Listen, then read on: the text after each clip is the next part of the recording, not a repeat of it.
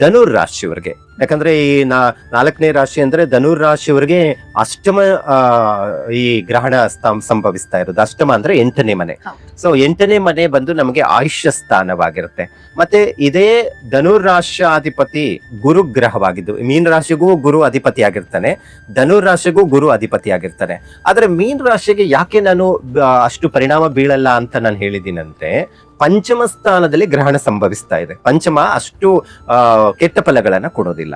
ಆದ್ರೆ ಅಷ್ಟಮ ಸ್ಥಾನದಲ್ಲಿ ಗ್ರಹಣ ಸಂಭವಿಸ್ತಾ ಇರೋದ್ರಿಂದ ಅದು ರಾಷ್ಟ್ರಾಧಿಪತಿ ಗುರುಗ್ರಹವಾಗಿದ್ದು ಪರಮೋಚ್ಚ ಸ್ಥಾನದಲ್ಲಿ ಇದ್ರೂ ಸ್ವಲ್ಪ ತೊಂದರೆಗಳು ಉಂಟಾಗುವಂಥದ್ದಿರುತ್ತೆ. ಈಗಾಗಲೇ ಅನಾರೋಗ್ಯಕ್ಕೆ ಒಳಗಾಗಿದ್ದೀರಾ, ಒಂದಷ್ಟು ಆರೋಗ್ಯದ ಸಮಸ್ಯೆ ಇದೆ ಅಂದ್ರೆ ಸ್ವಲ್ಪ ತೋರಿಸ್ಕೊಳ್ಳಿ. ಮತ್ತೆ ಏನಾದ್ರೂ ಸರ್ಜರಿಗಳಾಗುವಂಥದ್ದು ಏನಾದ್ರೂ ಈಗಾಗಲೇ ಅಷ್ಟು ಮಟ್ಟಿಗೆ ಆರೋಗ್ಯ ಸಮಸ್ಯೆ ಇದೆ ಅಂತ ಹೇಳಿದ್ರೇನು ಒಂದಷ್ಟು 15 ದಿನಗಳ ಮುಂಚಿತವಾಗಿ ಅಥವಾ ಆದ್ಮೇಲೆ ಈ ಕೆಲವೊಂದೆಲ್ಲ ಆಪರೇಷನ್ಗಳೆಲ್ಲ ಮಾಡಿಸ್ಕೊಂಡ್ರೆ ಒಳ್ಳೇದಿದೆ. ಹಾಗಾಗಿ ವೈದ್ಯರನ್ನ ಗಮನ ಹರಿಸಿ ಅದು ಮಾಡ್ಲೇಬೇಕಂದ್ರೆ ಏನು ಮಾಡಕ್ಕಾಗಲ್ಲ, ಸ್ವಲ್ಪ ಆರೋಗ್ಯದ ಮೇಲೆ ಪರಿಣಾಮ ಬೀಳುವಂಥದ್ದು ಇರುತ್ತೆ. ಮತ್ತೆ ಇವ್ರಿಗೆ ಈ ಏನು ಧನುರ್ ರಾಶಿಯವರಿಗೆ ಅರ್ಧಾಷ್ಟಮ ಶನಿ ಬೇರೆ ನಡೀತಾ ಇದೆ.